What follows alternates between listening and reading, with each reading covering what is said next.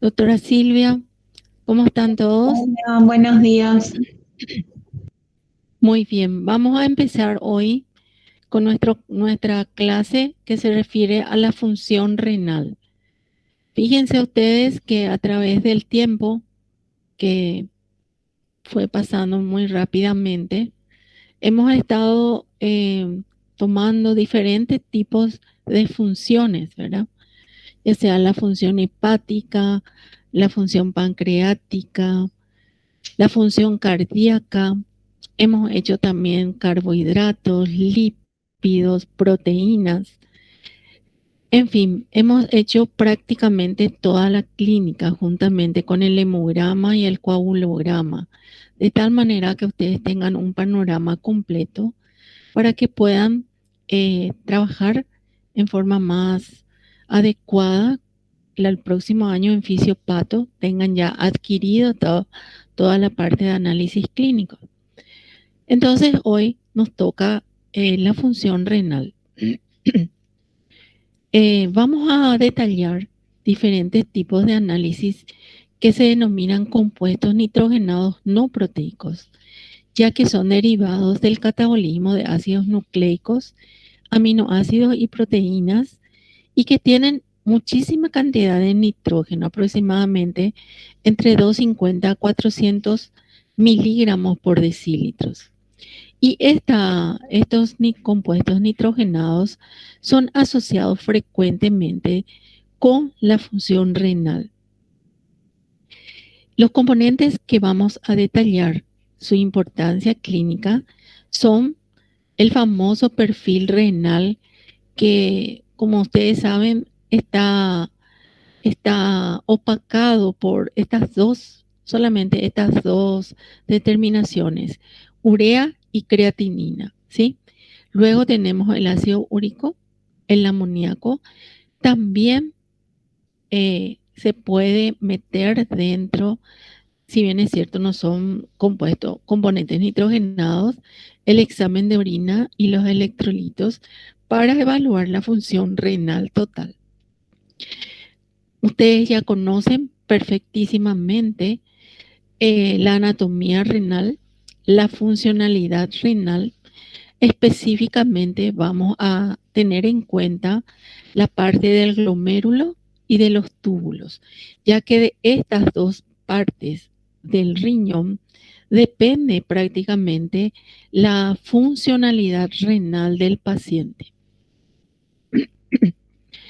Eh, los riñones constituyen órganos, como todos los órganos que tenemos, indispensables. Tienen la particularidad de tener gran importancia en la eliminación de sustancias tóxicas que se producen durante el metabolismo o que son ingeridas por la persona, ¿verdad? Y que su presencia originan grandes anormalidades en el paciente. Por supuesto que también tiene una regulación del medio interno, ya que tiene una importancia en el equilibrio de la tonicidad, el volumen, el equilibrio coloidosmótico, en el equilibrio ácido-básico, ¿verdad? Y en la producción de hormonas, la D3, la eritropoyetina. Estas son funciones indispensables para el que realiza el riñón. Para la evaluación de la función renal, aparte el dosaje de los componentes no nitrogenados, se utiliza al estudio de la orina, ya sea por técnicas microscópicas o también una parte macroscópica, como vamos a ver, los aclaramientos o clearance, en donde se evalúa específicamente la función tanto del glomérulo y de los túbulos. Y por supuesto que también los electrolitos tienen una importancia en esta parte para evaluar la funcionalidad del riñón. También incluye no solamente sodio, potasio y cloro, sino que el metabolismo, calcio, fósforo, magnesio, ¿sí? Esos son indispensables. Bueno, vamos a recordar que la fisiología renal hace que tengamos diferentes tipos de eliminación a través de la orina. Una sustancia A que es totalmente filtrada y se secreta. Hay sustancias que totalmente se eliminan por orina, ¿verdad? Como es el caso de la creatinina. Otras, sin embargo, tienen una filtración y una reabsorción parcial, como son el cloruro de sodio, el bicarbonato, en el cual una parte se elimina, pero otra se reabsorbe. Acá con la creatinina, en algunos libros van a encontrar que también tiene una pequeña reabsorción, pero es mínima esa reabsorción, por lo tanto se lo clasifica, se lo estudia como una sustancia que es totalmente filtrada. Otra es aquella que se filtra y se reabsorbe por completo, aquellas sustancias que tienen umbral, ¿verdad? Como es, por ejemplo, la glucosa, que es totalmente reabsorbida cuando los niveles están normales, pero cuando los niveles en sangre sobrepasan, esto se puede filtrar a través de la orina. Y la otra es aquella que se filtra y no se reabsorben, que es el caso de los fármacos, ¿sí? Entonces, esta fisiología renal permite al individuo mantener un equilibrio, por sobre todas las cosas, un equilibrio perfecto, ¿sí? Bueno, la sustancia eliminada por el riñón constituye la orina. Y ese volumen, la diuresis que nosotros decimos, es el volumen urinario. Y es sumamente importante este dato, ya que uno de los parámetros que significa para ustedes una alteración muy crítica es el descenso o el ascenso en cantidades muy superiores del volumen de la orina. Entonces, depende también el volumen de la ingesta de líquidos, de la temperatura del clima. En el caso nuestro, este volumen urinario puede excederse de 400 a 2000, puede haber inclusive más en épocas de grandes temperaturas. Con el hábito del tereré, nosotros llegamos a más cantidad de orina emitida, ¿verdad? La poliuria es la emisión de elevada cantidad, pero realmente la poliuria es la forma, en forma constante, a ratos, de eliminar o emitir orinas, ¿verdad? ¿Se acuerdan ustedes que la poliuria es una de las características de la diabetes, del paciente diabético, especialmente del tipo 2, en el cual tiene mucha sed y orina a cada rato, ¿verdad? En este caso, como esa emisión es a ratos, se va acrecentando el volumen en cantidad, ¿verdad? La oliguria es la disminución del volumen en menos de 200 cc y la anuria es la no emisión de orina. Se dice que un paciente es crítico cuando la disminución del volumen es igual o inferior a 60 ml, ¿sí? Eso es muy crítico, es un paciente gravísimo cuando el volumen obtenido específicamente en 24 horas o en 12 horas desciende por debajo de 100 ml, ¿verdad? Es un signo de alarma importante y tiene que ser evaluado por el médico y atendido especialmente, porque si ustedes reciben este número sin la unidad de medida, pueden tener grandes problemas, ¿sí? Entonces, siempre tienen que revisar explícitamente cuánto orinó el paciente. Es una de las cosas de enfermería que ellos están anotando, pero el médico tiene que atender en el momento de la lectura, porque hubieron casos ya que se cometieron muchísimos errores en la lectura de la diuresis, ¿sí? Bueno, ahora vamos a trabajar explicando cada uno de estos analitos, ¿verdad? Explicando que hay analitos que son de la rutina, ¿verdad? La urea y la creatinina, por ejemplo, son dos analitos que se piden rutinariamente junto con el ácido úrico, ya que esto nos está expresando niveles del funcionamiento renal, pero en forma generalizada. Hay que estudiarlo detenidamente por cada paciente, ¿verdad? Y se pide dentro de una rutina. Ustedes ya saben cómo pedir. Se empieza por el hemograma, la eritro, la glicemia, urea, creatinina, ácido úrico, ¿sí? Electrolitos, orina rutinaria, ¿verdad? Eso es un bloque muy importante. Luego ustedes ya pedirán el perfil lipídico, ¿verdad? Que también forma parte de la rutina. Y si amerita, van a pedir el perfil cardíaco. El perfil hepático forma parte de la rutina de un paciente al ingreso, ¿verdad? Van a pedir también el calcio, el fósforo, el magnesio. Tienen que tener una medida basal, o sea, al ingreso o al controlarle a su paciente después de varios meses, tienen que tener el apoyo del laboratorio en su generalidad, ¿sí? También se tienen, como les había comentado, otras pruebas donde ya específicamente se empieza a estudiar partes del riñón, ¿sí?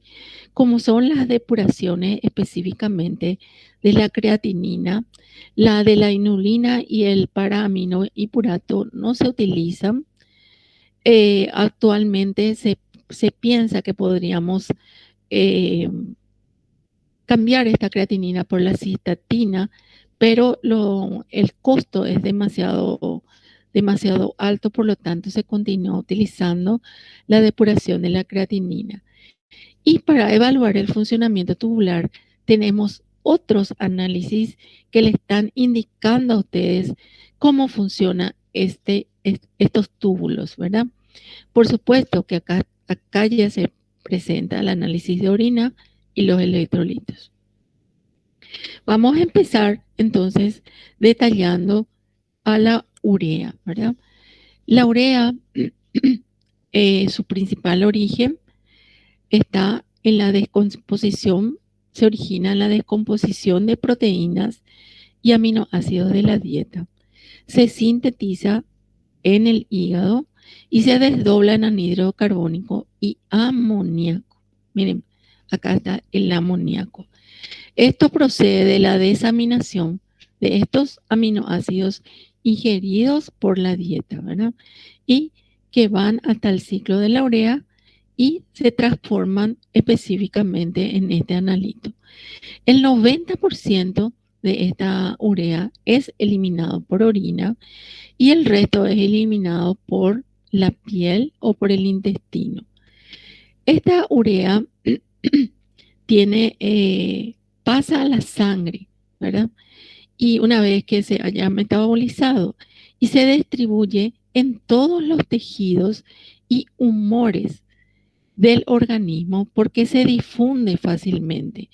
Y por esa razón, la urea puede hallarse en la sangre, en la linfa, en el LCR, en la filis y tiene valores aproximadamente iguales en todos ellos, ¿sí?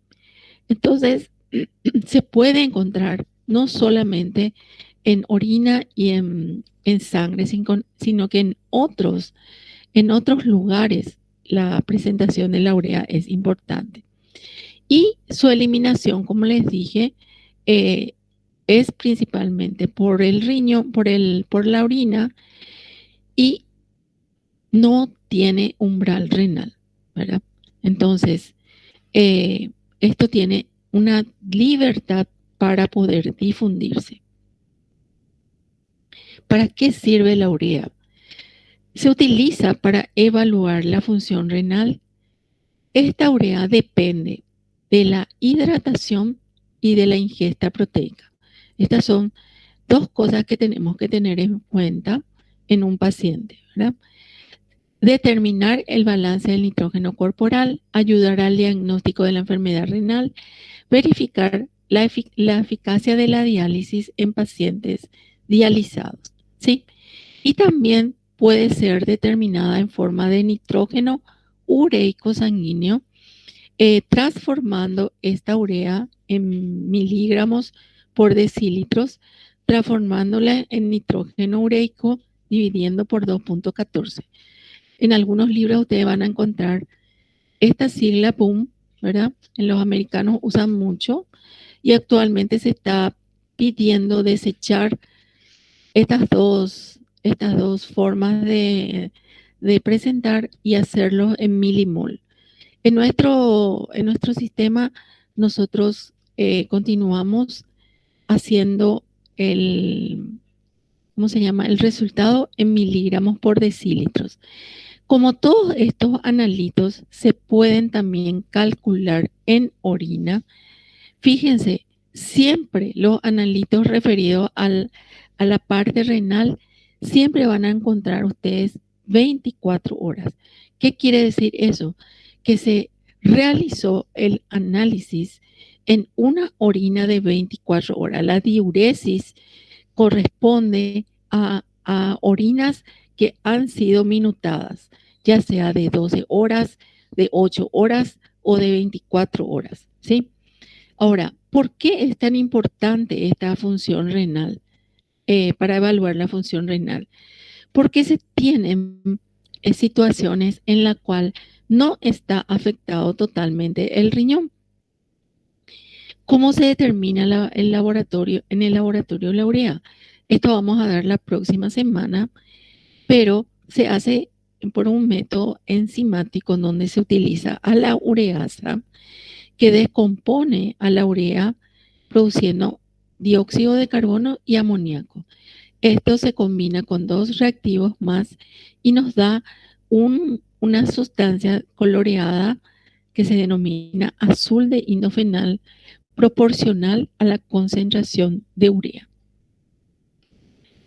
Fíjense, cuando ustedes nos piden a nosotros la determinación de la urea, deben colocar la palabra simplemente urea, ¿sí?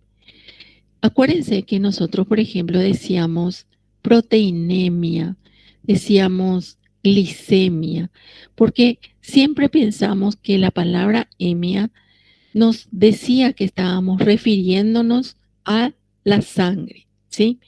Sin embargo, en el caso de la urea, esta palabra uremia ya significa la elevación de la urea. O sea, esta palabra ya es la patología de la elevación de la urea. Por lo tanto, no me vayan a colocar uremia, ¿sí? Solamente urea.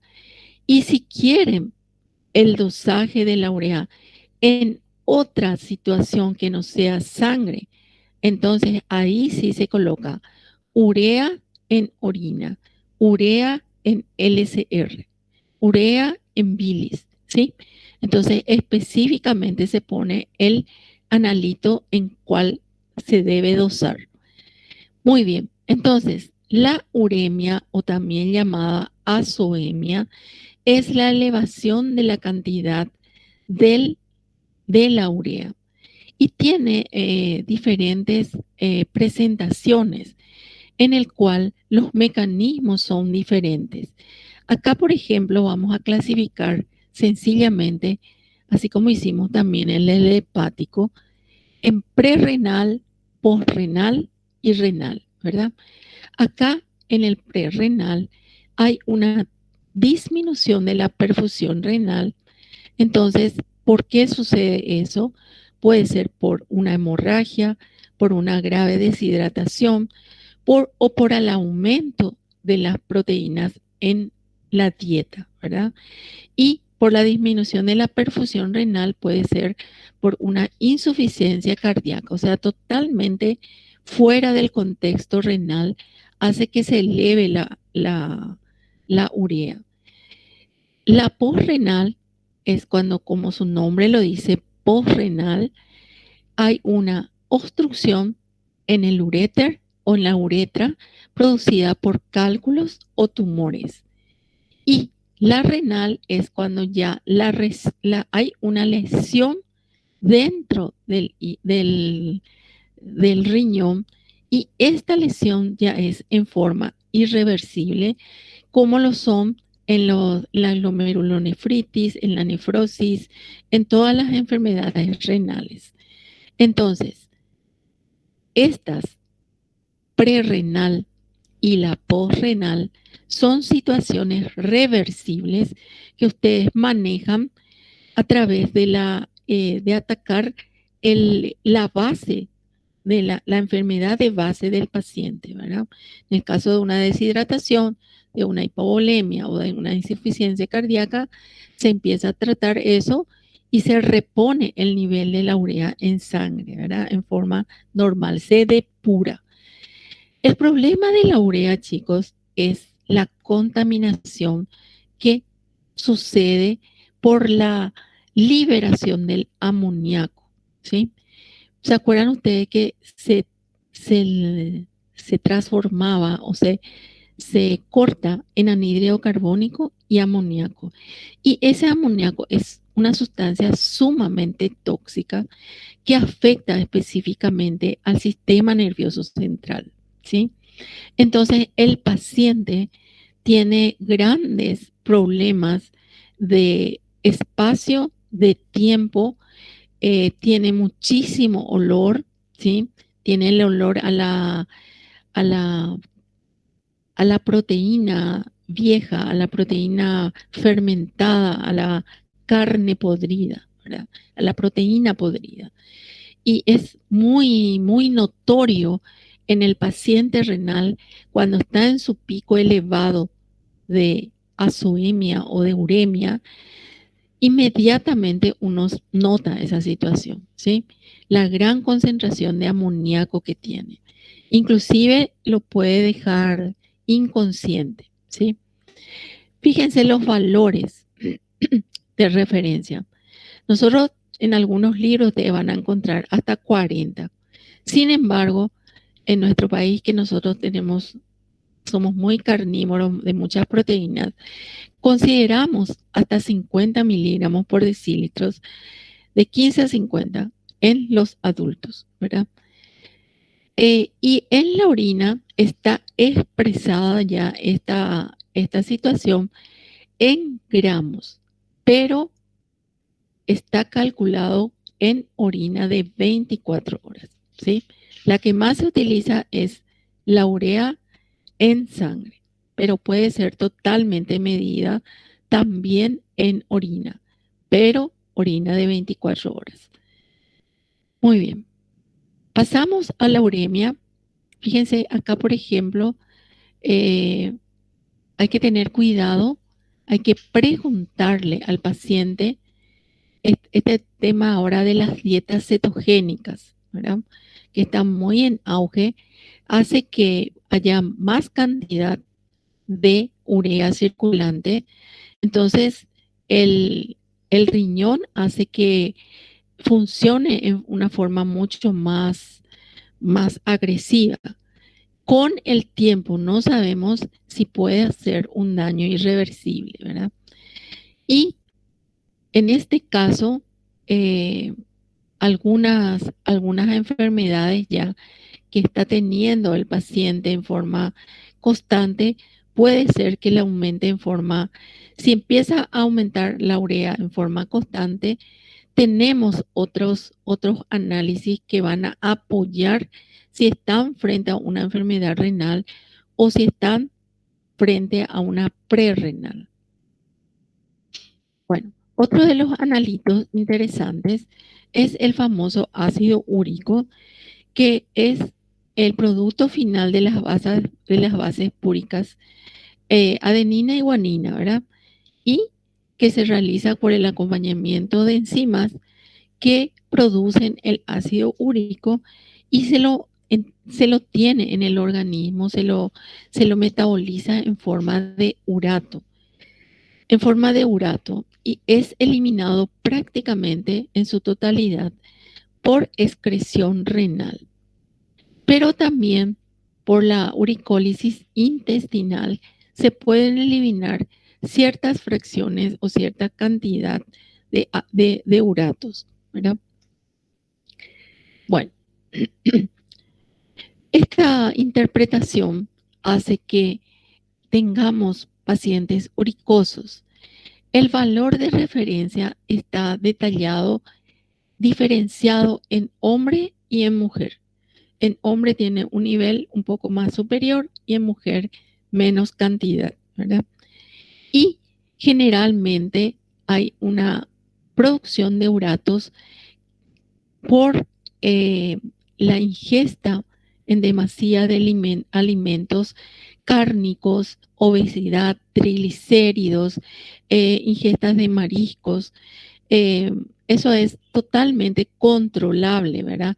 Pero en ciertas patologías también se encuentran ya alteradas. Una de las consideraciones que tenemos que hacer con respecto a la cantidad de ácido úrico es que podemos tener en forma ya genética, como lo ocurre en el síndrome de Lesch-Nyhan, que es un trastorno genético ligado al cromosoma X, ¿verdad? Esta, por supuesto, si es al cromosoma X, va a ser solamente en los varones, va a ser visto esta deficiencia, porque tiene una deficiencia en la hipoxantina guanina fosforil transferasa, ¿verdad? Entonces, la deficiencia de esta enzima hace que no se puedan utilizar las bases de purina en la vía de rescate de los nucleótidos y hace que aumente impresionantemente la cantidad de ácido úrico, ¿verdad? Y la secundaria es, por lo general, es por aumento de la ingesta dietética. Este es el Lesch-Nyhan, donde ven ustedes que son automutilaciones, espasmos, convulsiones, etcétera, y produce la muerte en el paciente. No viven mucho tiempo, ya que el retraso mental también es masivo en estas personas, ¿verdad? Ahora, también tenemos que una parte muy importante es que ciertas embarazadas pueden tener hiperuricemia, que es una característica común de la toxemia del embarazo, ¿sí? Toxemia del embarazo y acidosis láctica como resultado de la competencia por los sitios del enlace en los túbulos renales. Esto es muy grave. Las concentraciones pueden encontrarse justamente porque se le tiene que hacer una dieta pobre en sustancias ricas en purina a la embarazada a fin de evitar esa hiperuricemia porque la convierte en una embarazada de alto riesgo. Otra de las alteraciones de la gota siempre es la hiperuricemia, ¿sí? Esta situación se ven en algunos individuos que tienen una predilección genética por producir más cantidad de ácido úrico, ¿sí? Esos ácidos úricos pueden quedarse dentro de las articulaciones, depositarse en forma de cristales y formar depósitos de ácido úrico que constituye la llamada gota. También esos cristales de uratos pueden ser eliminados por orina, pueden también trancar cualquier parte del uréter o de la uretra, pueden alojarse en el riñón en forma de cálculos, cosa que es sumamente dolorosa en el paciente. Y en el caso de la gota, se produce la acumulación en las articulaciones, por ejemplo, y también en partes blandas, por ejemplo, este dedo, ¿ven? Está totalmente inflamado. Esto ni siquiera el roce de una plumita no se le puede ir al paciente porque le clava totalmente la cantidad de ácido úrico que tiene. Es muy visto esto específicamente en generaciones de familias gotosas y prevalece más en los varones, ¿sí? Miren este codo, ¿m? Pero son situaciones que se pueden revertir con medicamentos y con una dieta adecuada. Sin embargo, cuando esa situación es irreversible, cuando ya forman como una artritis gotosa, en el cual estas situaciones de deformidad son llamados tofos. Los tofos son ya unidades en donde que se calcifican ya estos uratos y el paciente de por vida ya tiene esta situación dolorosa e incómoda. Bueno, el otro analítico que está así pegadísimo a la urea es la creatinina, ¿sí? Y la creatinina desciende, es el producto de desecho de la creatina, ¿verdad? La creatina se sintetiza en el hígado y el páncreas a partir de la arginina, de la glicina y la metionina, ¿verdad? Pero esta creatina luego pierde se pierde agua y pierde el fósforo y se convierte en creatinina, ¿sí? Esta creatinina formada es la que circula en sangre. No tenemos circulación de creatina. Esto es una parte totalmente en forma, ¿cómo se llama? Se forma y se transforma, ¿sí? Entonces, espontáneamente se produce la transformación de la creatina en creatinina y esta creatinina se filtra en su totalidad por el glomérulo. Por eso es de allí su importancia dentro de la clínica, porque es una determinación que nos está contando la funcionalidad glomerular si vamos a hacer un análisis específico. Bueno, pero vamos a ver otra situación de la creatinina. Fíjense, tenemos la producción endógena constante, se filtra totalmente, es secretada, según algunos libros, dice que ni por si acaso no se secreta ni se reabsorben, y es excretada solamente en orina. La utilidad clínica es el funcionamiento renal basado en la filtración glomerular.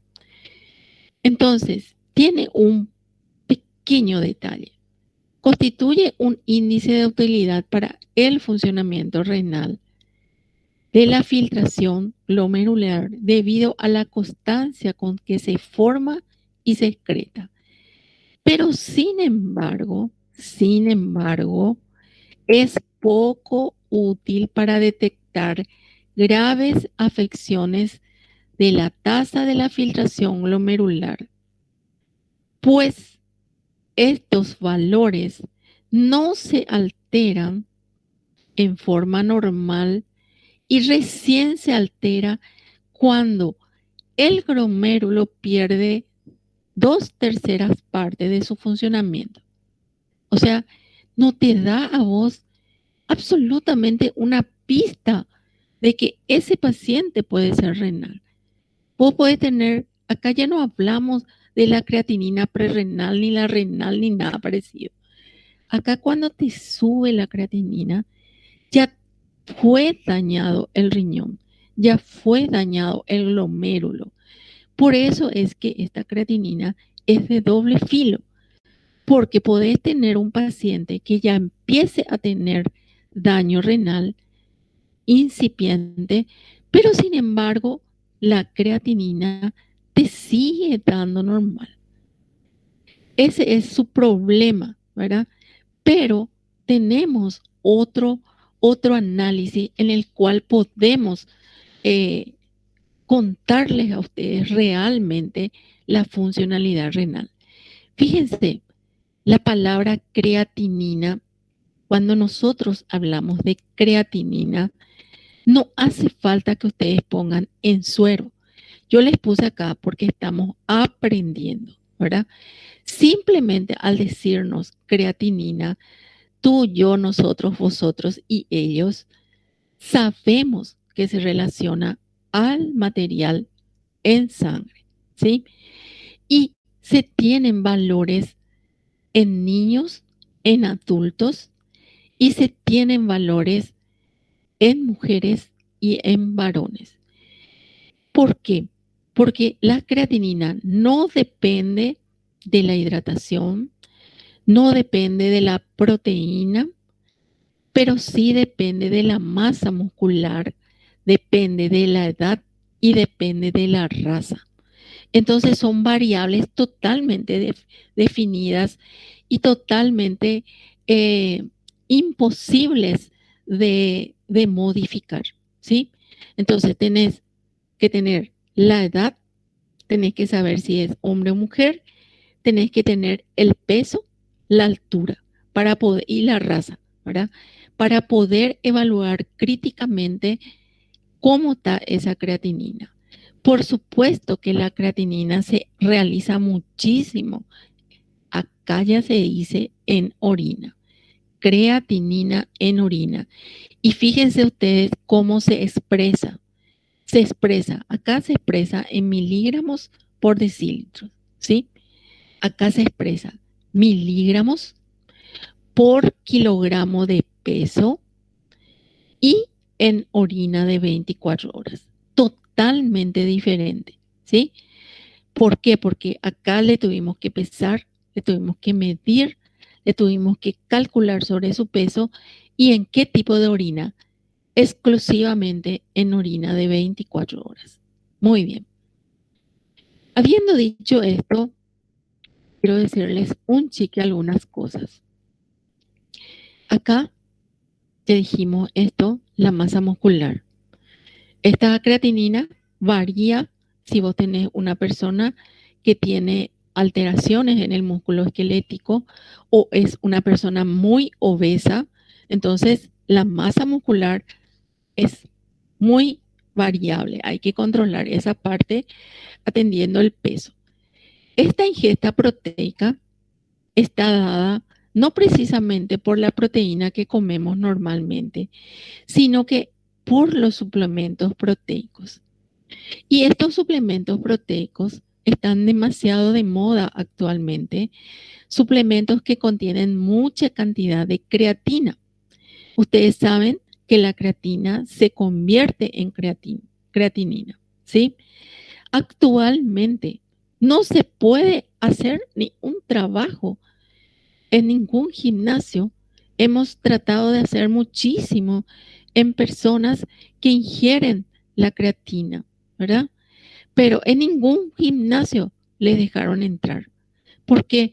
Porque no les conviene, porque sus suplementos son comercializados, ¿verdad? Además, las personas que consumen esto no tienen pues así un régimen perfecto de clasificar tantos gramos por tantas cosas, ¿verdad? Entonces era una de las variables que impedía hacer, porque a esta persona se le daba, no sé, 5 cucharas, a este 2 cucharas y a esta 1 cuchara, ¿verdad? Entonces, esa variación de la cantidad que consume esa persona probablemente esté calculado por su peso, ¿verdad? Yo la verdad que no sé, chicos, porque no sé, ¿sí? Nosotros lo que queríamos era hacer ese tipo de trabajo. Hace mucho que queremos hacer, agarrando varios gimnasios, ¿verdad? Y hacerle la creatinina y hacerle el clearance de creatinina que ahora vamos a ver. Pero no pudimos lograr. Hasta hoy en día procuran los alumnos, pero no consiguen el consentimiento, ya sea del gimnasio o de los que acuden a ese gimnasio, ¿sí? Si ustedes algún día pueden hacerlo, sería una cosa muy novedosa. Hacer la, ¿cómo se llama? ¿Qué sucede o cómo está la filtración glomerular de una persona que utiliza suplementos proteicos? ¿Sí? Bueno, también esta creatinina está alterada en punto como la seca la creatinina cuando hay un ejercicio extenuante. ¿Sí? Las drogas o medicamentos pueden actuar bloqueando la secreción tubular de la creatinina. Si no se puede eliminar por orina, ¿dónde se va a quedar? En la sangre. Entonces vas a tener creatinina alta y tu paciente no es renal, ¿sí? Los fibratos, ¿qué eran los fibratos? Eran medicamentos para los triglicéridos. Esto también aumenta la producción de creatinina. Entonces, al analizar, tenés muchísimos factores que si vos sos un clínico bien avisado y entendés lo que estás leyendo, tenés que analizar todos esos aspectos a fin de valorar lo que te está diciendo ese análisis. Bueno, esta parte es toda la parte que les expliqué, así que vamos a pasar. Les comenté que esta creatinina es una mariposa traicionera, ¿verdad? ¿Por qué? Porque no te está contando nada. Pero para eso tenés las pruebas de depuración. Entonces, ¿en qué caso vas a pedir un clearance o una depuración? Cuando tenés pacientes hipertensos, obesos, diabéticos, con problemas renales, uricosos, puedes pedirle a un paciente con insuficiencia cardíaca, ¿sí?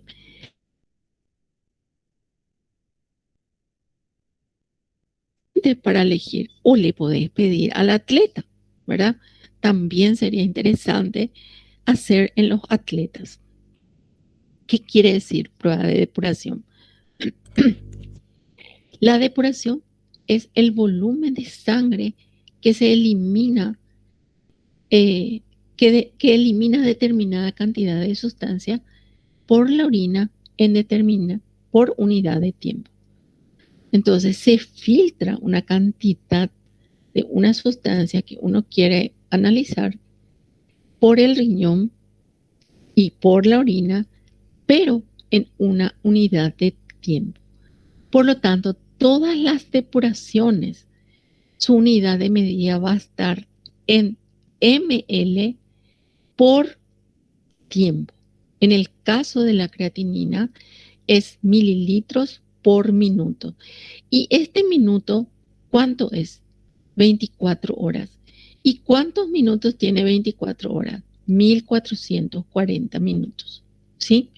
Entonces, esto, chicos, es fundamental. Cuando ustedes ven esta unidad de tiempo, ya le está indicando el clearance, el aclaramiento, la depuración de una sustancia. Y es utilizado muchísimo en la clínica las depuraciones, ya que vos no le podés dar un contraste, por ejemplo, a un paciente si no sabes cómo está su riñón, ¿sí? Entonces, hay situaciones en las cuales de urgencia, en la emergencia, te piden urea y creatinina, pero tienen que calcular la depuración porque acuérdense que la creatinina es la mariposa traicionera, ¿sí? Bueno, entonces, vamos a trabajar haciendo la depuración de creatinina. Para eso le tenemos que pedir al paciente que recolecte la orina de 24 horas. Entonces, hoy se va el paciente al laboratorio, retira un bidón y se le da la explicación adecuada. El primer chorro se elimina mañana, por ejemplo, ¿verdad? A las 8, elimina, y a partir de eso, todo lo que orinó hasta al día siguiente a las 8. Entonces, en el transcurso de esas 24 horas o cuando lleva la orina de 24, se le quita la sangre al paciente, ¿sí? Tenemos que tener, para hacer la depuración, tenemos que tener orina de 24 horas y una muestra de sangre. Pero esto tiene que estar rigurosamente controlado en 24 horas. No es que me quito la sangre ahora y en 15 días te mando mi orina. No, ni al revés. Y necesitamos estos datos del paciente. Saber el sexo, la edad, el peso y la altura. ¿Para qué sirve esto? El peso y la altura. Porque necesitamos, eh, ¿cómo se llama? Calcular la superficie corporal de ese paciente, haciendo este cálculo por 1.73 metros cuadrados, que corresponde aproximadamente a una persona de 70 hasta 80 kilos, aproximadamente. Y en este caso es varón, ¿verdad? Hay otro calculito que es 1.68 para la mujer. Entonces, esa área o superficie corporal va a servir para hacer nuestros cálculos, ¿sí? ¿Cómo se calcula? Este es sumamente trabajoso en el laboratorio. Nosotros, cuando hacíamos la práctica, hacíamos esto y ustedes calculaban. La próxima clase, yo les voy a traer los resultados parciales y ustedes tienen que calcular la depuración. Les ruego por favor que se prendan porque va a ser nuestra última clase. Nos vamos retirando de la vida de ustedes. El grupo martes A1A termina bioquímica clínica el próximo martes y el otro el siguiente martes. Nos despedimos de ustedes, pero tenemos que despedirnos habiéndole enseñado lo que nosotras consideramos vital. ¿Cómo se calcula una depuración? Siempre se calcula teniendo la creatinina en orina sobre la creatinina en sangre, ¿sí? Acuérdense, colocar primeramente el dato de la orina arriba sobre la sangre. La O está primero en el alfabeto, la S está abajo, ¿sí? Tienen que estar en la misma unidad de medida. Acá tenemos que colocar el volumen de la orina que hemos medido en el laboratorio. Supongan ustedes que tengan 2000 ml, dividido por el tiempo en minutos, que es 1440 minutos, que tiene 24 horas. Acá es mililitros sobre 24 horas. O sea, mililitros sobre minutos. Acá se va este con este, me queda mililitros por minuto. Y este 1.73 es la constante que les comenté sobre la superficie corporal que hallamos aparte para cada paciente. ¿Y cómo la hallamos? A través de este cálculo, ¿sí? Que ni se les ocurra aprender porque están todos ya en tabla estos. Y o bien calculando por esta tabla que a veces también se utiliza mucho. Ahora con el tema del internet es sumamente fácil esta situación porque ustedes ingresan y les calcula la superficie corporal. Pero si no lo tienen, simplemente esta tabla de Dupuis hace que extrapolemos el peso en kilogramos y la altura. Pasemos esta raya acá y tenemos que este paciente tiene 1.70 metros cuadrados. Entonces, mi clearance va a ser Cuando haga todo este cálculo, mi resultado me va a salir mililitros por minutos por metros cuadrados. Eso es perfecto. Y es un alumno mío que aprendió a hacer CLIRAM. ¿Sí? Bueno, chicos, esto lleva mucho tiempo. Lleva mucho tiempo y tiene un problema mortal que es el tema de que siempre nos traen mal la cantidad de orina. ¿Cómo nosotros pescamos que está mal eso? Porque cuando hagamos los cálculos de la creatinina en orina multiplicado por su peso y su diuresis, si ese sale fuera de rango, nos está diciendo que el paciente no recolectó bien la orina. Si esa orina está mal colectada, por supuesto que va a salir de patas el resultado, ¿sí? Y en esa parte, ese es el mayor problema. Pónganle ustedes que sea, por ejemplo, un paciente, un paciente pequeño, un paciente, un niño, un bebé, o puede ser un paciente que tenga que usar pañal. Entonces, tiene sus limitaciones también hacer el CLIRAM por laboratorio, ¿sí? Y para eso aparecieron unos datos que se llaman eh, fórmulas estimadas del CLIRAM. Acá les quiero comentar que los rangos de referencia son estos, ¿verdad? Tanto en hombres como en mujeres. Y fíjense, por eso es importante la edad, ¿verdad? Porque a partir de los 60, 70 años la, empieza a disminuir la creatinina, ¿sí?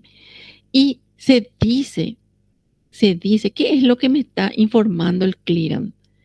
¿Cuánto es la depuración, verdad?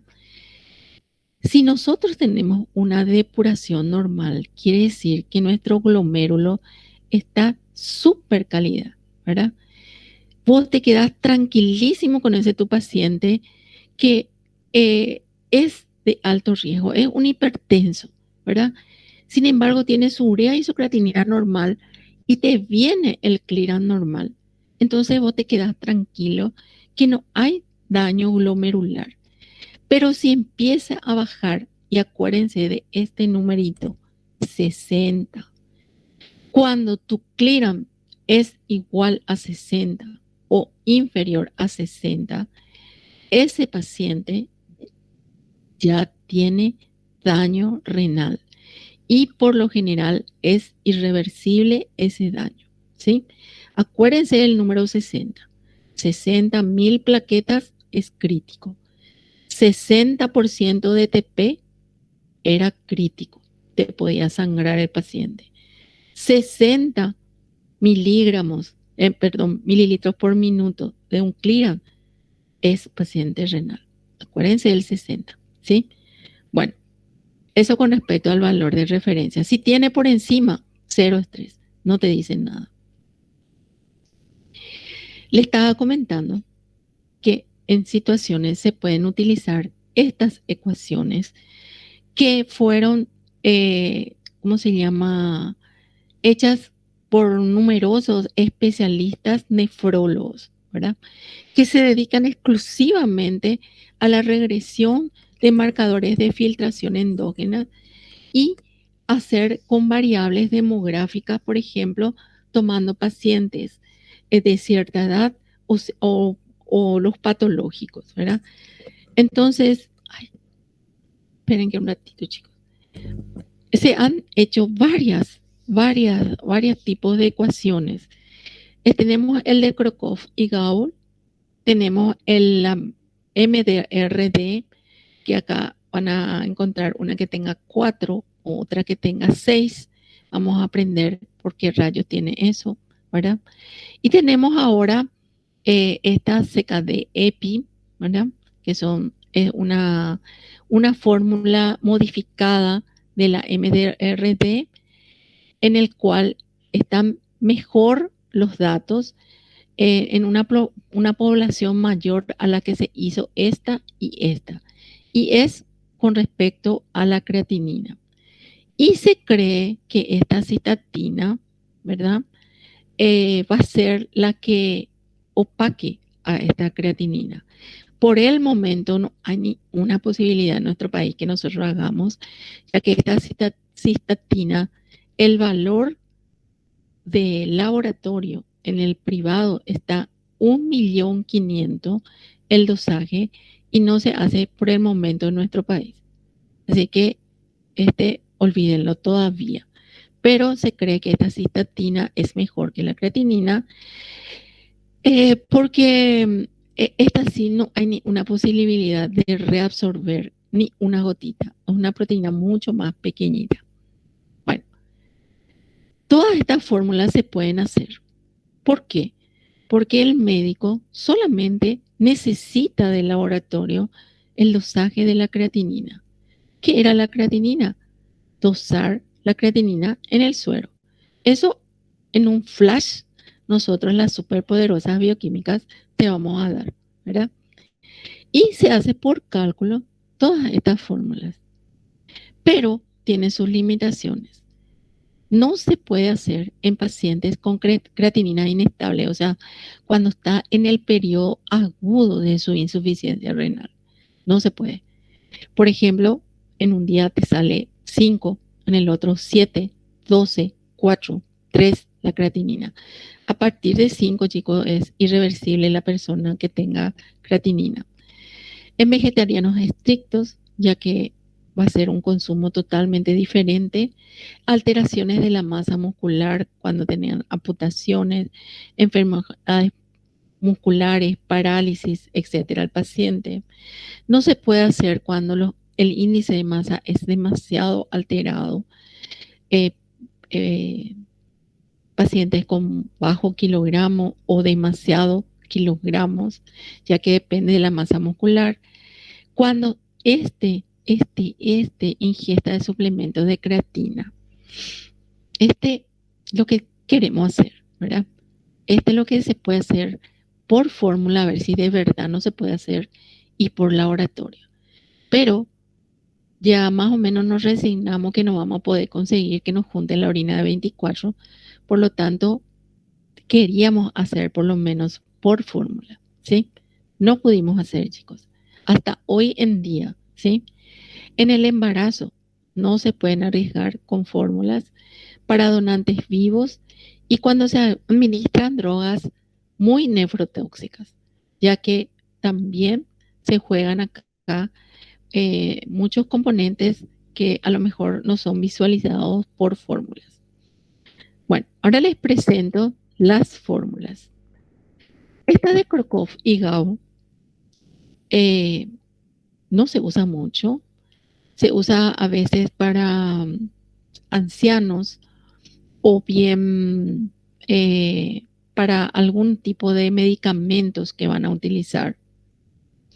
Pero según dicen, tiene un 10% de margen de error, porque se supone que esta fórmula se hizo en una población muy pequeña, o sea, y eran todos enfermos. Entonces, los pacientes sanos no son visualizados por esta fórmula. Fíjense que estas fórmulas están discriminadas por varones y mujeres. Y acá entra la edad y el peso. Y el laboratorio solamente te da el dato de la creatinina. Si te sale normal, es normal. Y si te sale bajo, es bajo. La interpretación ya queda a tu cargo, ¿sí? La que se estaba utilizando y que ahora otra vez encontraron el pero, ¿verdad? Es la MDRD, en el cual solamente utiliza del laboratorio, siempre solamente la creatinina, y acá utiliza solamente la edad y el sexo y, ¿cómo se llama? La raza.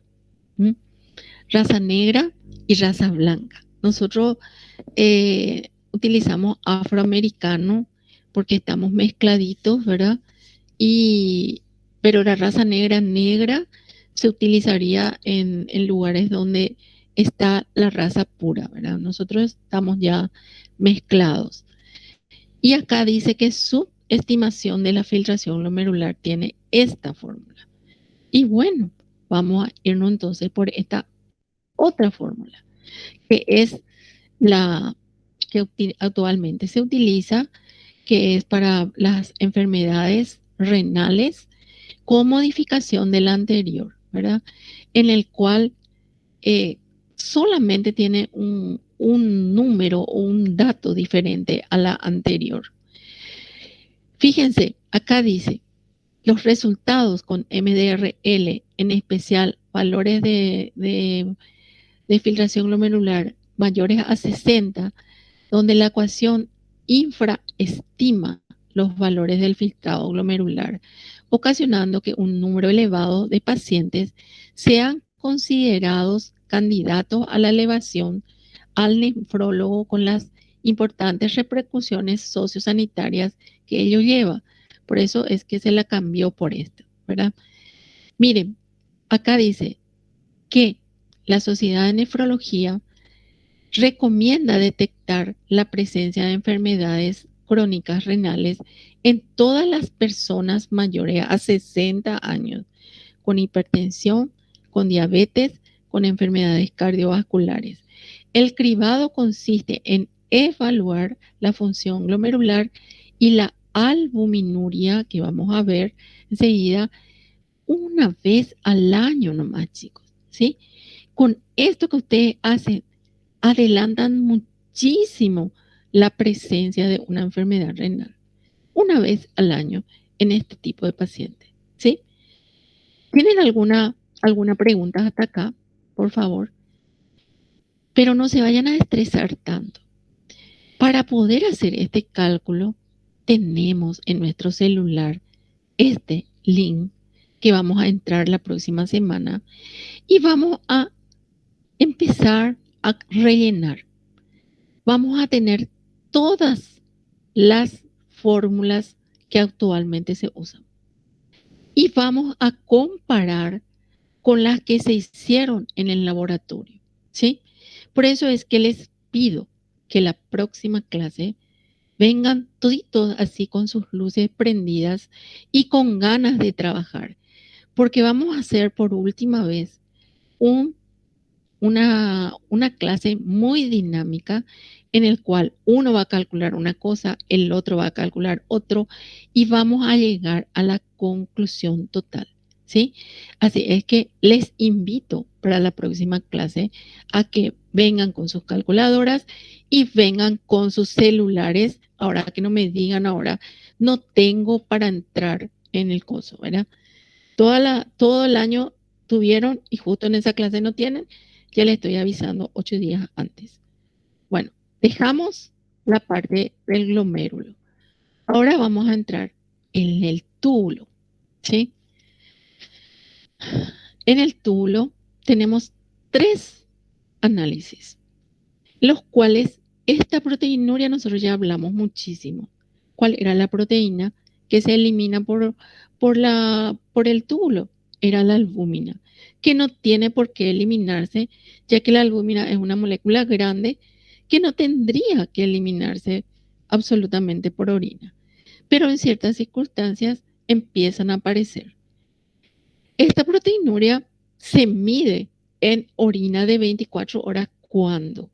Cuando en una vez le pediste la orina simple, te apareció proteínas positivas.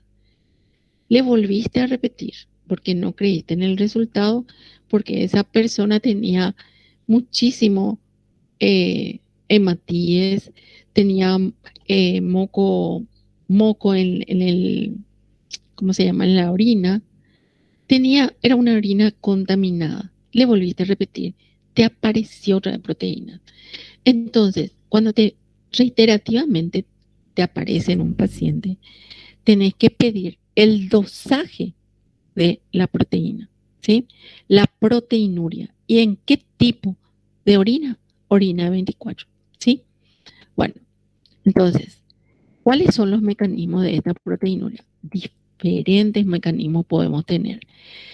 Por rebosamiento, cuando hay una concentración alta de proteínas de bajo peso molecular. ¿En dónde aparecían eso?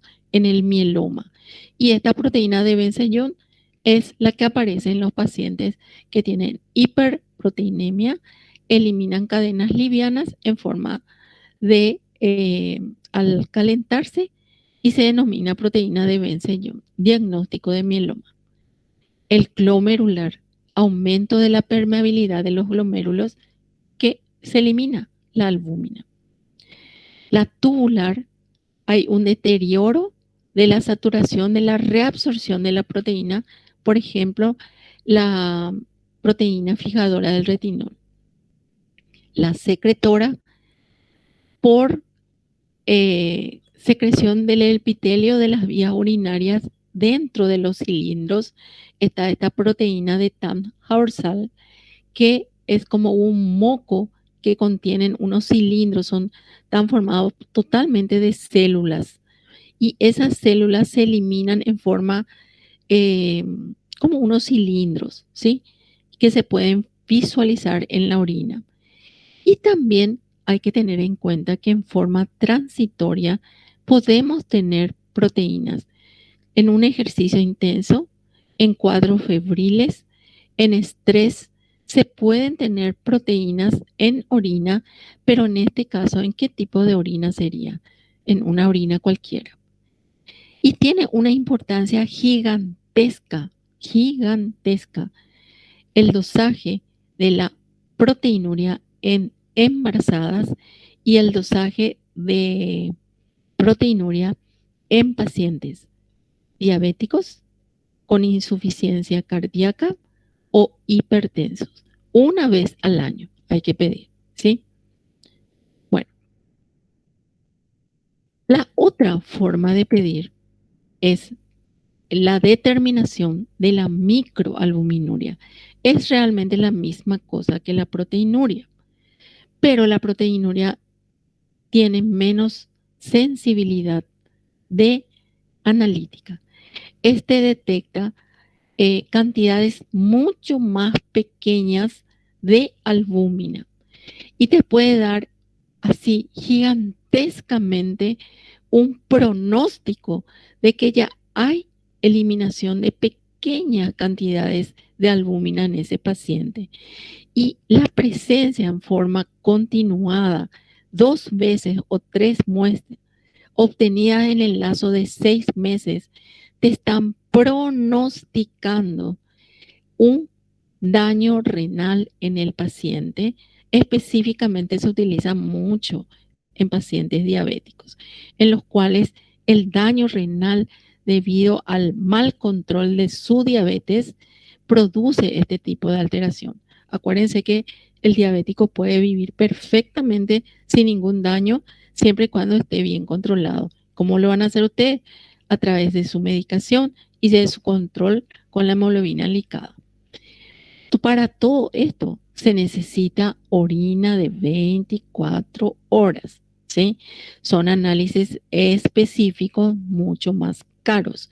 Por eso se pide una vez al año, o en este caso, si te sale positivo, se pide cada 6 meses, 2 veces al año.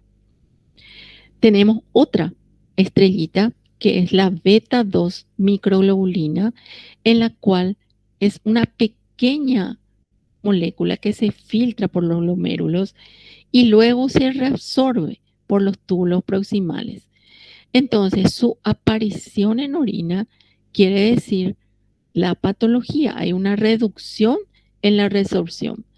También esta beta 2 microglobulina es un marcador de rechazo de trasplantes.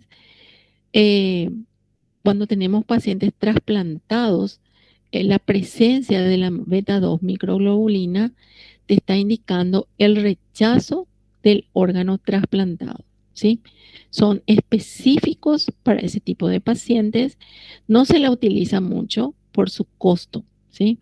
Pero es un marcador perfecto de la parte de la estructura tubular, ¿sí? Bueno, Estamos llegando, chicos. Otra parte importante, increíblemente importante, es la orina. La orina simple, la orina completa, la orina de rutina, simplemente orina. ¿Qué quiere decir esto? Que un paciente vos le requerís la orina y puede ir a tomar en cualquier momento una porción de esa orina y llevar al laboratorio. Por supuesto que tenemos muchos problemas por la contaminación vaginal, uretral o de cualquier tipo de cosas cuando se toma sin higiene, cosa que hace que se trabaje mal y que se les informe a ustedes cosas que son contaminaciones y no son patologías, ¿verdad? Utilizamos nosotros en el laboratorio unas tiras, ¿sí? Unas tiras en donde está impregnada la química seca, en el cual se pueden detallar de diversos analitos. Les voy a mostrar cómo es un examen de orina. Llega la orina al laboratorio y nosotros procedemos al examen macroscópico cargando en un tubo de centrífuga. Allí que podemos observar. Primero miramos el volumen, si es adecuado, ¿verdad? Lo que más nos llama la atención es cuando es demasiado poca la orina, ¿verdad? O también le podemos observar el color. Podemos observar el color que puede ir desde un amarillo requete pálido tipo agua, que prácticamente no le sirve para nada, no está concentrado nada. Después empiezan amarillo claro, amarillo oscuro, podemos tener el ámbar, podemos tener el rojo, podemos tener el marrón, podemos tener verde, podemos tener azul, podemos tener anaranjado, pero fuertísimo. Todo eso azul, verde, anaranjado muy fuerte son medicamentosos, productos de algún antibiótico o un indicador que estén tomando, ¿verdad?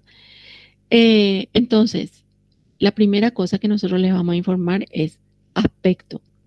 Vamos a observar, vamos a decir turbio, límpido, ligeramente turbio. Color, amarillo, amarillo claro, ámbar, rojo, ¿sí? Y no le vamos a informar el volumen. La siguiente cosa es introducir dentro de la orina la tira de orina, ¿sí?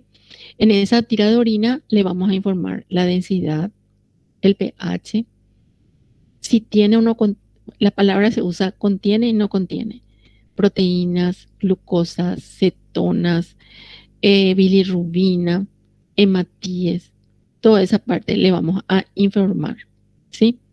Pero en forma cualitativa, hay o no hay, nada más. Ustedes ya tienen que recordar cuáles son los que no tiene que haber. La glucosa, si te aparece una cruz, dos cruces, tres cruces, quiere decir que se trata de una orina de un diabético, ya que filtra la glucosa debido a la cantidad que tiene ese paciente en sangre. Luego de eso, acá ven ustedes, por ejemplo, una orina muy turbia, ¿sí? Acá vemos una orina roja, centrifugamos, esto se elimina y se mira al microscopio el sedimento.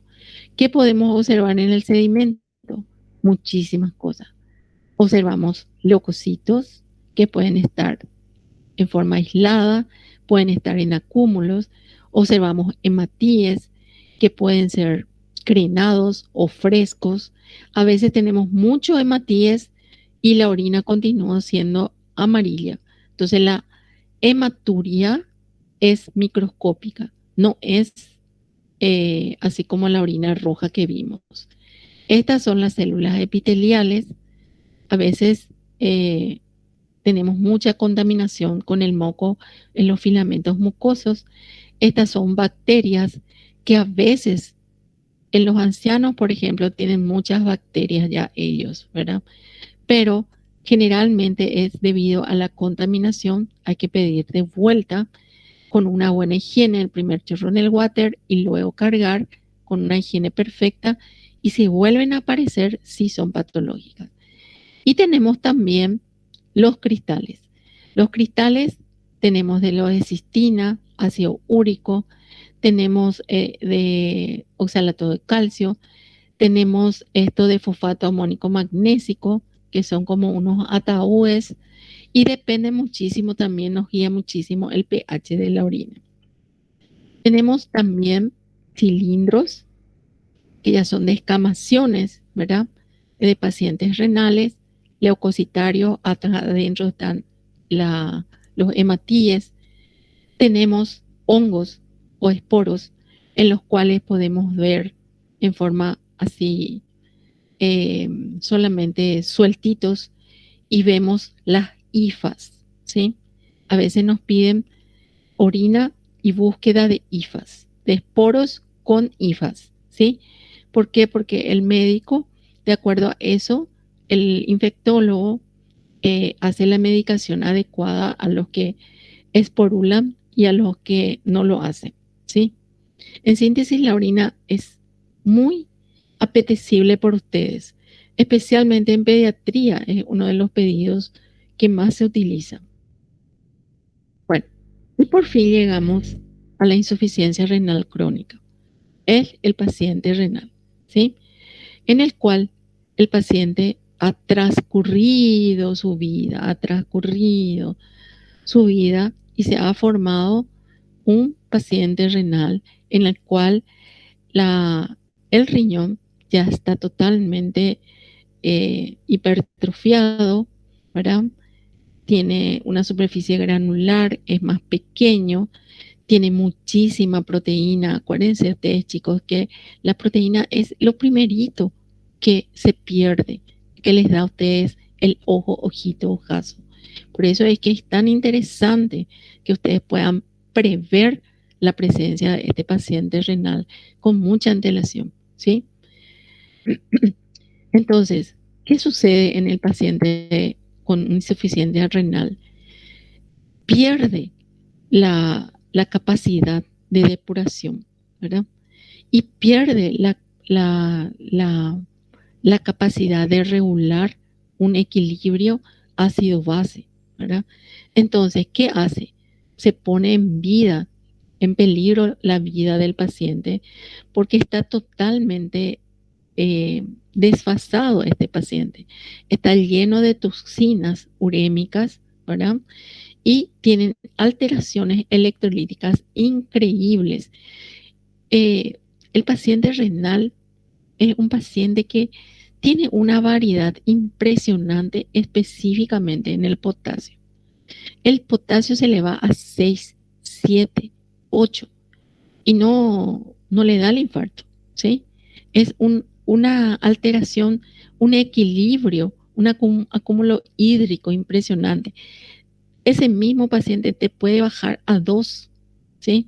O sea, hay una inestabilidad impresionante. Por eso el paciente renal es un paciente delicadísimo, ¿sí? Además de eso, tiene una calidad de vida tan baja, ya que está prendido a un equipo, es un paciente requete anémico, un paciente re pálido, ¿sí? Tiene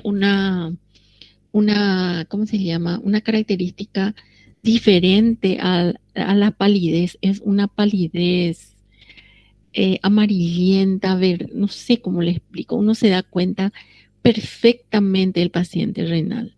Y no se olviden el olor que emite por las toxinas, ¿verdad? Es un paciente que le debemos un respeto increíble porque es el paciente que nunca le vas a encontrar de mal humor. Nunca le vas a encontrar por el camino plagueándose nada. Vos le saludás, ¿qué tal, señor? ¿Cómo está, señor? Espectacular, doctora. Súper bien acá luchando en la vida. Tiene un optimismo que te hace valorar la vida y te hace sentir así que tenés que agradecer todos los días de tu vida lo que Dios te da. Y si no crees en Dios, en lo que sea, ¿verdad? Porque son pacientes espectaculares. Le debemos un respeto impresionante al paciente y al pariente, ¿sí? Bueno, En estos pacientes se recurre a la hemodiálisis, que es un dializador, un riñón artificial, ¿verdad? En donde se eliminan la urea, el exceso de líquido pues están re hinchados, sumamente hematizados y hace que se regule el equilibrio ácido básico. Para eso, este paciente tiene un catéter, ¿verdad? Se le ingresa en el antebrazo, en la muñeca, en la parte de arriba, y es bombeada la sangre, sale la sangre con las toxinas y esto está totalmente embebido con heparina, ¿sí? Por eso el paciente, una vez salido de la diálisis, no se puede hacer pruebas de coagulación ya que está contaminado con heparina, ¿sí? Acá entra en el dializador, te hace las veces del filtro, del glomérulo y regresa ya sin toxinas. Esto se realiza aproximadamente mínimo 3 horas. Lo ideal es hacerlo en 4 horas. Para eso, el paciente tuvo que haber sido preparado. ¿Cómo se le prepara al paciente? El cirujano vascular le hace una fístula, que es la unión de la vena con la arteria. Esta fístula debe ser, como dicen ellos, prendida, ¿verdad? Se tiene que cicatrizar, tiene un periodo aproximadamente en un mes para que cicatrice totalmente. Esto hace que cuando se meta el catéter del equipo, no se suelte, o sea, que tenga más fuerza esta, esta fístula, ¿verdad? Para que como 3 veces a la semana tiene que hacer esa incursión. Y esta fístula, chicos, hay que cuidar muchísimo, ¿sí? Este brazo de la fístula no se puede tocar absolutamente. Cuando se van a cortar las uñas tienen que hacerlo con muchísimo cuidado. No se puede, pero ni aunque no sé qué, no se puede tocar este brazo. ¿Por qué? Porque si se le descompone esta fístula, no va a poder dializarse y tiene que esperar a hacerse en el otro lado, que va a tardar y ese transcurso es vital para su vida. El paciente dializado o que se va a dializar debe estar munido de todas las vacunas, ¿sí? ¿Por qué? Porque el, el tema este de la diálisis disminuye mucho la inmunidad, ¿verdad?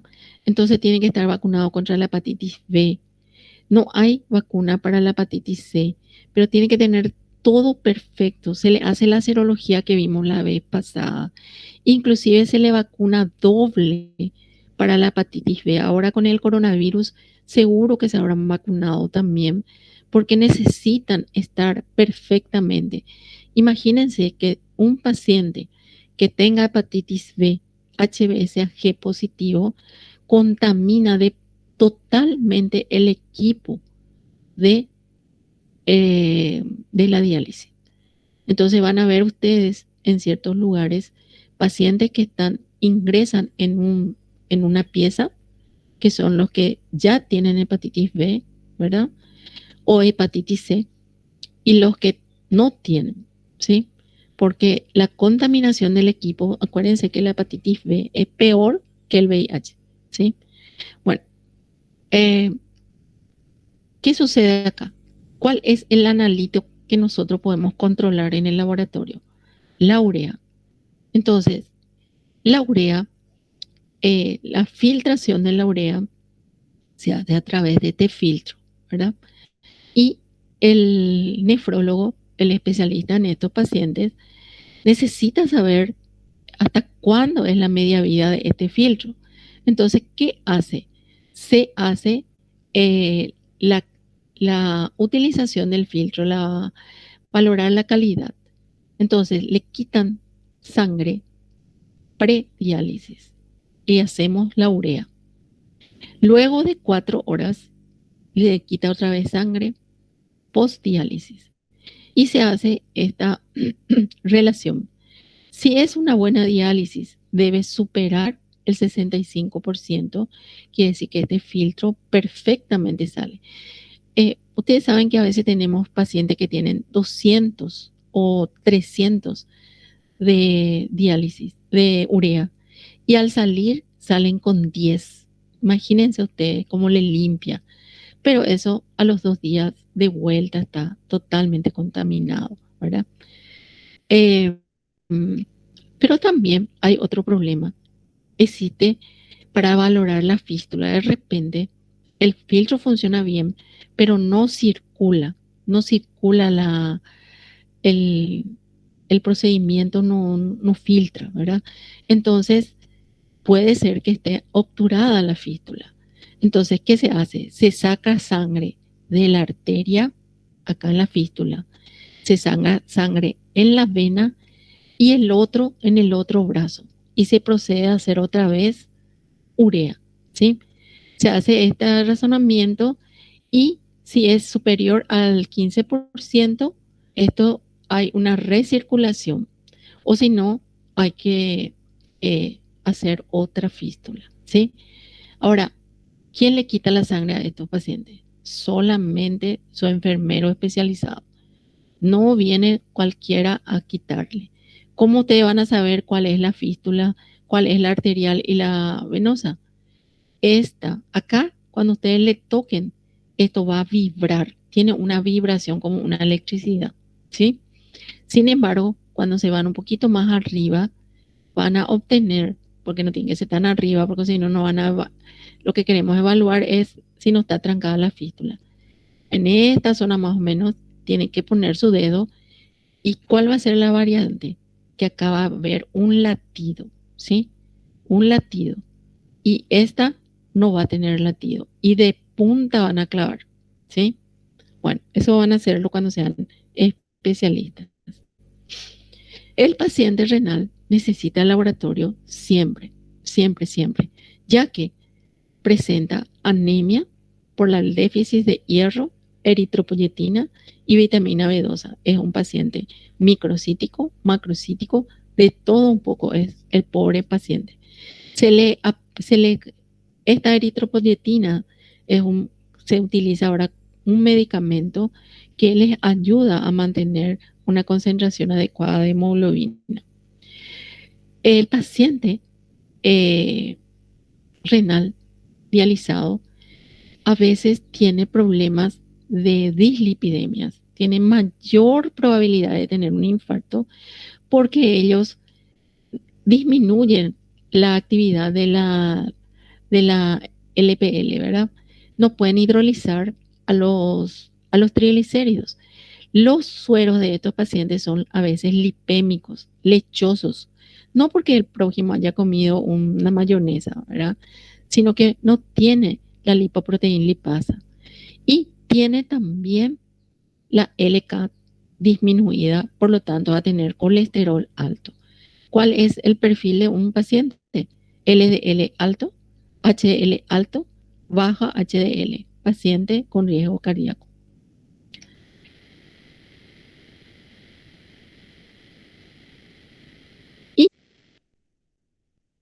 Y se tiene en el laboratorio a seguir. Yo les cuento solamente el protocolo que es relacionado al laboratorio. Fíjense todo el trabajo que se tiene para mantener en forma constante y viable a un paciente renal. Mensualmente se trabaja haciendo todas estas determinaciones que ya ustedes conocen. Luego se agrega trimestralmente el hepático, la orina si todavía corresponde, algunos ya no tienen orina. Semestral se agregan todos estos y anual se hace la serología. De tal manera se le cuida muchísimo al paciente. Y los médicos que trabajan en eso son especializados, los enfermeros, todos o las enfermeras son especializadas en ese tipo de pacientes, ¿sí? Que como les digo, son dignos de admiración y de respeto la forma como trabajan. Bueno, chicos, terminamos por hoy. Espero encontrarles la próxima clase, que va a ser nuestra última clase. Y